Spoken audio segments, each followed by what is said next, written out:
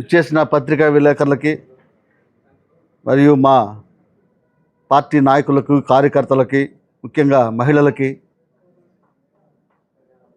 అందరికి కూడా నా హృదయపూర్వక నమస్కారాలు. ఈరోజు మన కావల్లో ఈ లడ్డు విషయం మీద చాలా రోజుల నుంచి మాట్లాడుతూ ఉన్నాం. వెంకటేశ్వర స్వామి పవిత్రమైన పుణ్యక్షేత్రం, కలియుగ ప్రత్యక్ష దైవం వెంకటేశ్వర స్వామి. ఆ లడ్డు మీద నీచమైన పనికి మాలిన రాజకీయాలు నియోజకవర్గపు వారీలుగా నడుపుతూ ఉన్నారు. నేను మొన్న ఒక సమావేశం చూశా. చంద్రబాబు నాయుడు, డిప్యూటీ సీఎం లోకేష్ బాబు, పవన్ కళ్యాణ్, నారా లోకేష్, చాలా మంత్రివర్గులు వాళ్ళందరూ సమావేశం పెట్టుకొని వీళ్ళేదో ప్రజలకి మేలు చేసే కార్యక్రమాలు ఏదో చెప్తారనుకుని మీడియా చూస్తూ ఉంటే లడ్డు గురించి మాట్లాడుతూ ఉన్నారు.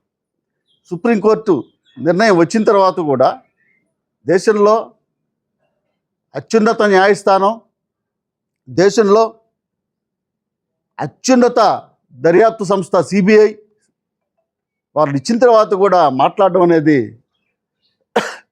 వీళ్ళకి చట్టాల మీద ఎంతవరకు భయం ఉంది, భక్తి ఉంది, ఈ భారతదేశపు చట్టాల మీద ఎలాంటి గౌరవం ఉందో తేటతెల్లమైంది. చంద్రబాబు నాయుడు ప్రజలకి అనేక కార్యక్రమాలు చెప్పున్నాడు. ఎన్నికలకు ముందు మేము వస్తే అది చేస్తాం, ఇది చేస్తాం, జగన్మోహన్ రెడ్డి కంటే బాగా చేస్తామని. ప్రతిదీ కూడా జగన్మోహన్ రెడ్డి నుంచి కాపీ. అమ్మఒడి కాపీ, రైతు రుణమాఫీ కాపీ, అన్నీ కాపీలే. ఒక్కటి కూడా చంద్రబాబు నాయుడు తెలుగుదేశం పార్టీ యొక్క సొంత నిర్ణయాలు ఏమి లేవు. టైటిల్ మార్చుకోవడం, ఆ పథకం పెట్టడం. పథకం పెట్టినాడు, పోనీ పూర్తిగా అమలు చేశాడా అంటే ఏదో సూపర్ 6 అన్నాడు, అయిపోయింది, అంతా ఇచ్చేసామన్నాడు. ఇదంతా పక్కదారి మళ్లించడానికి, ప్రజల చూపు వేరే పెద్ద అంశం మీద, లడ్డు మీద పెడితే దీంట్లో కొవ్వు కలిసింది, జంతువులు కొవ్వులు కలిసాయి ఇదని చెప్తే ప్రజలందరూ డైవర్ట్ అవుతారని డైవర్షన్ రాజకీయాలు చేయటం స్టార్ట్ చేశాడు. ఎందుకంటే ప్రజలు ప్రశ్నిస్తారు కదా, నువ్వు మాకు పలానా హామీ ఇచ్చావు, ఏం చేసావని. ఒక ఆయన వస్తాడు, ఊగిపోతా మాట్లాడుతుంటాడు. ఆయన ఐఆమ్ అన్అపాలజిటికల్ సనాటియన్ అని వెంటనే డ్రెస్ మార్చుకొని వచ్చేస్తాడు ఆయన, చీపురు పట్టుకొని. ఆయన ఇంతవరకు ఏం మాట్లాడలా. అన్అపాలజిటికల్ సనాటియన్ అని ఆయన మాట్లాడాలి కదా. సరే, బీజేపీ వాళ్ళు మాట్లాడచ్చు కదా, బీజేపీ వాళ్ళు మాట్లాడరు. హిందూ మతం మీద, హిందువుల మనోభావాల మీద వీళ్ళకి ఎవరికి గౌరవం లేదా? లేకపోతే చంద్రబాబు నాయుడు చూసి భయపడి ఒక హిట్లర్ పరిపాలన లాగా ఉంది ఇక్కడ ఈ రాష్ట్ర ప్రభుత్వంలో. వైఎస్ జగన్మోహన్ రెడ్డి టైంలో కానీ, మహానుభావుడు రాజశేఖర రెడ్డి గారి టైంలో కానీ ప్రజలకి మేలు జరిగాయి చాలా కార్యక్రమాల్లో. ఆరోగ్యశ్రీని నాశనం చేశారు, బస్టు పట్టించేశాడు ఆరోగ్యశ్రీని. ఇంటి ముందుకు తెచ్చిన పిహెచ్ సెంటర్లు, ప్రాథమిక హెల్త్ సెంటర్లు ఉన్నాయి. కావల్ టౌన్లోనే చూసుకున్నాం, అక్కడ ఒక హెల్త్ సెంటరు, పాతూరులో ఒక హెల్త్ సెంటరు, 2 సెంటర్లు. ఉచితంగా మందులు ఇస్తారు, అవి కూడా లేవు. పేదవాళ్ళకి షుగర్ మందులు, అదే గర్భిణీ స్త్రీలకి ఫోలిక్ యాసిడ్ టాబ్లెట్స్ అవి ఇస్తారు, అవి కూడా లేవు. అవన్నీ ఎక్కడ ప్రశ్నిస్తారో అని లడ్డుని చూపించి లడ్డు మీద మాట్లాడండి అని ఇంకా ఆశపడతా ఉన్నారు. ఇంకా ఏదో చంద్రబాబు ఇంకా దావోస్ పోయొచ్చాడు, వెంటనే మనకన్నీ కావాల్సినంత డబ్బు వచ్చేసింది, ఉద్యోగాలు అందరికీ 1,00,000 ఉద్యోగాలు ఇచ్చేస్తాడంట, 1,00,000 లేకపోయినా 10,000 ఉద్యోగాలు అన్నా ఇవ్వడా అని నిరుద్యోగులు చాలామంది వెయిట్ చేస్తూ ఉన్నారు. చిరుద్యోగులుగా ఉన్న వాలంటీర్లని మీకు 10,000 ఇస్తామని మోసం చేశారు.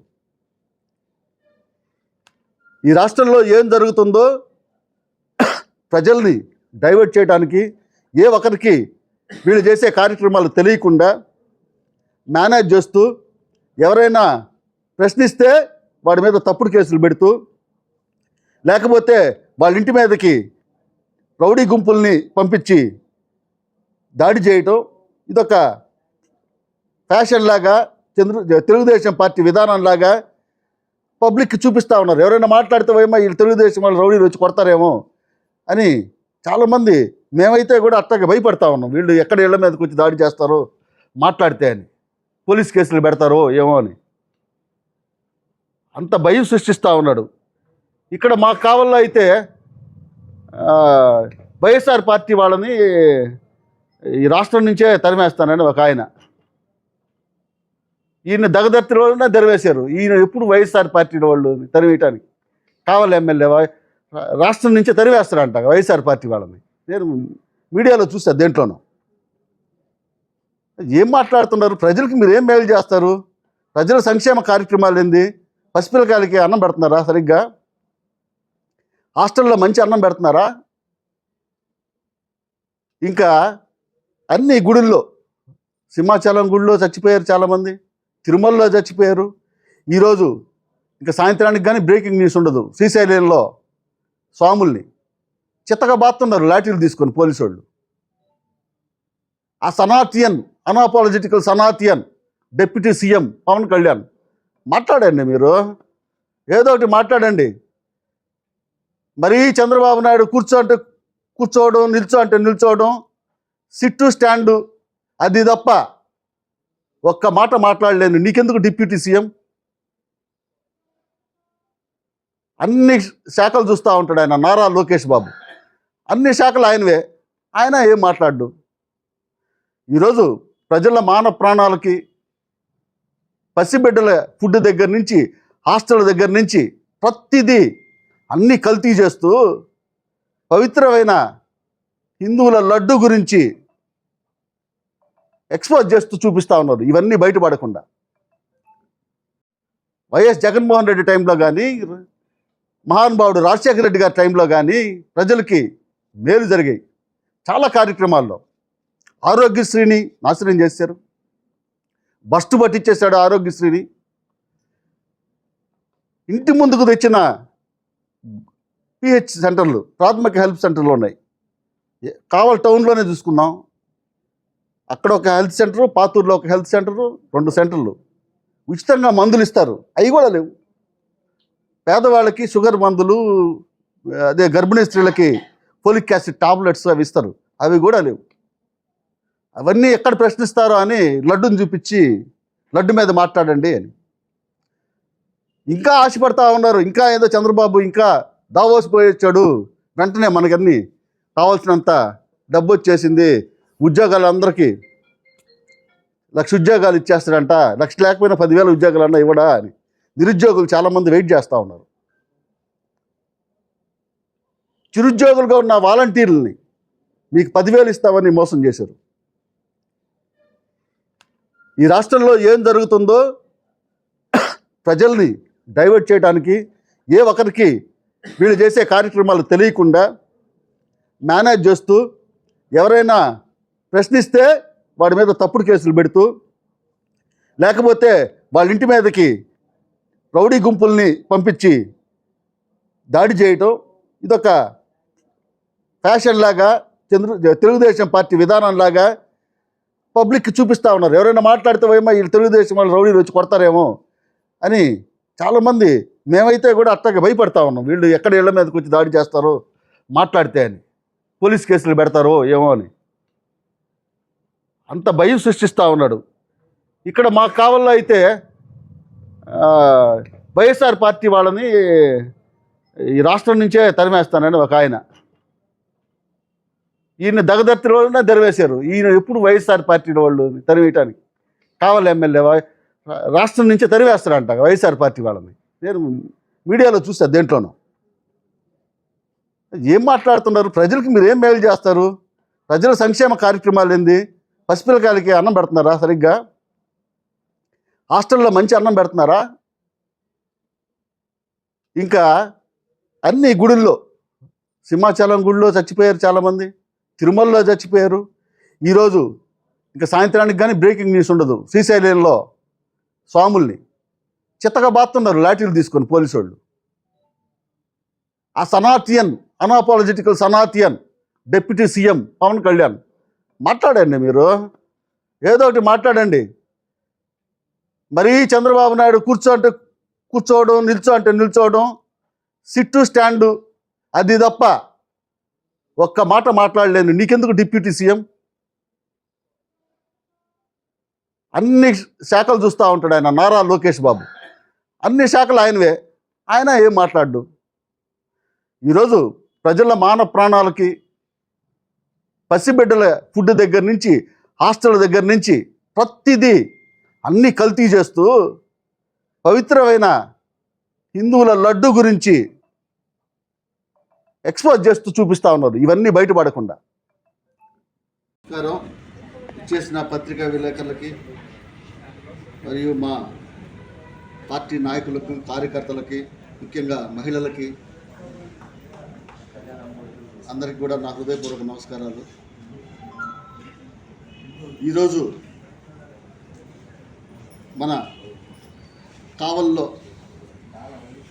ఈ లడ్డు విషయం మీద చాలా రోజుల నుంచి మాట్లాడుతూ ఉన్నాం.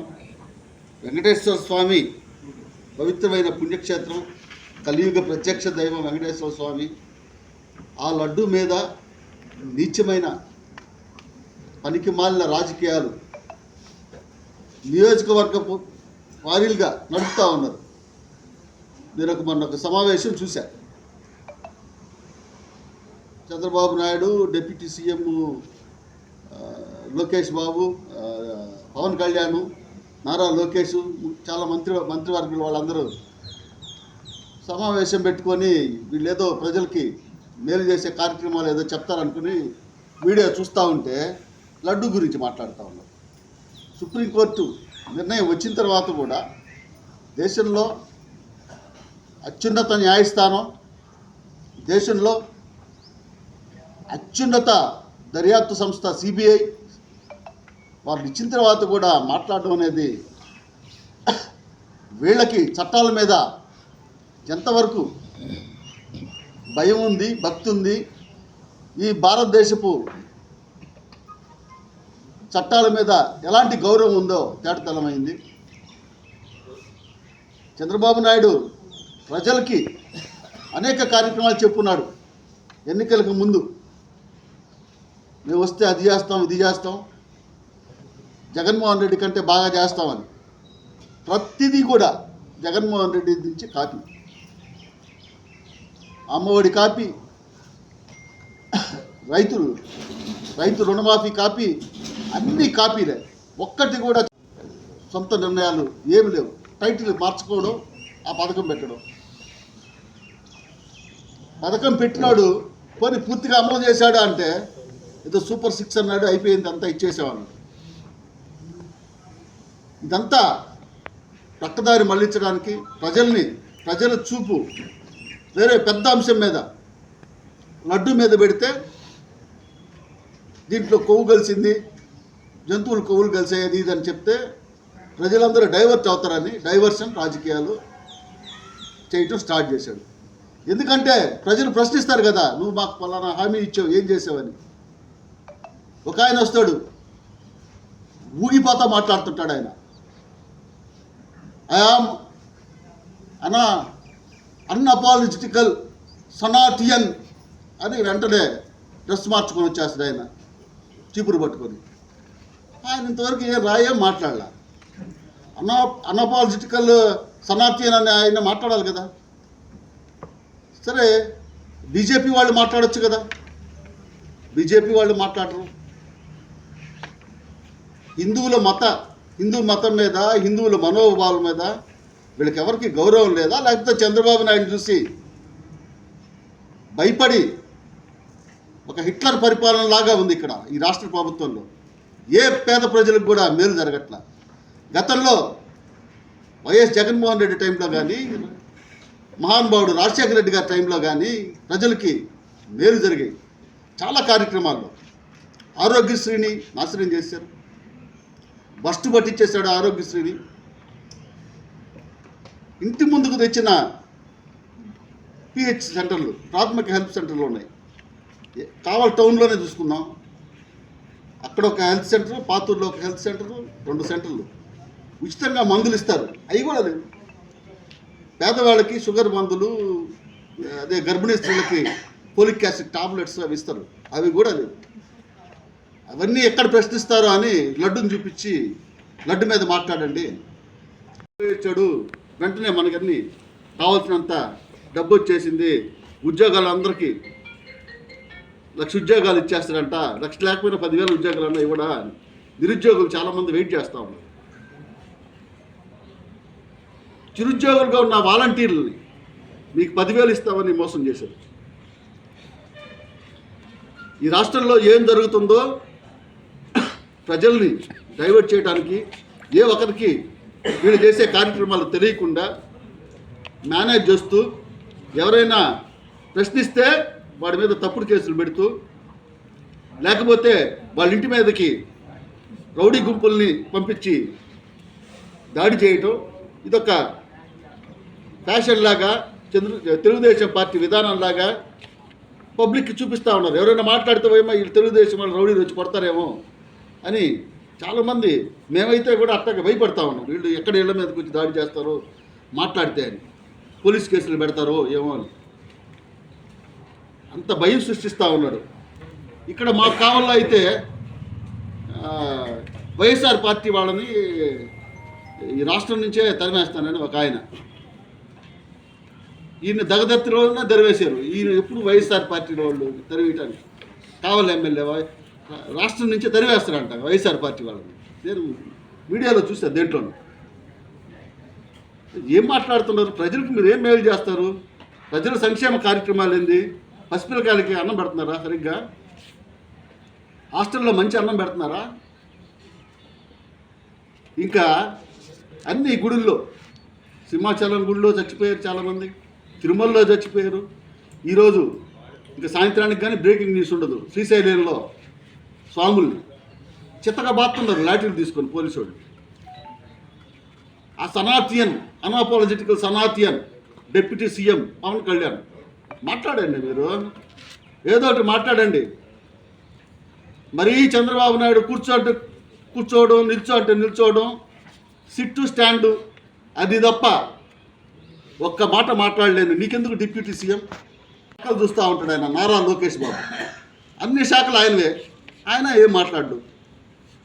ఈరోజు ప్రజల మానవ ప్రాణాలకి, పసిబిడ్డల ఫుడ్ దగ్గర నుంచి, హాస్టల్ దగ్గర నుంచి ప్రతిదీ అన్నీ కల్తీ చేస్తూ, పవిత్రమైన హిందువుల లడ్డు గురించి ఎక్స్పోజ్ చేస్తూ చూపిస్తూ ఉన్నారు. ఇవన్నీ బయటపడకుండా పేదలకు అందించే సంక్షేమ కార్యక్రమాలని బాగా అందించండి. జగన్మోహన్ రెడ్డి గారి కంటే మీరు బాగా అందించండి, ప్రజలు మిమ్మల్ని మెచ్చుకుంటారు. ఈ లడ్డు కార్యక్రమాలు, ఇలాంటి కార్యక్రమాలు ఎంతకాలం వింటారు ప్రజలు? చెవులు మూసుకుంటున్నారు.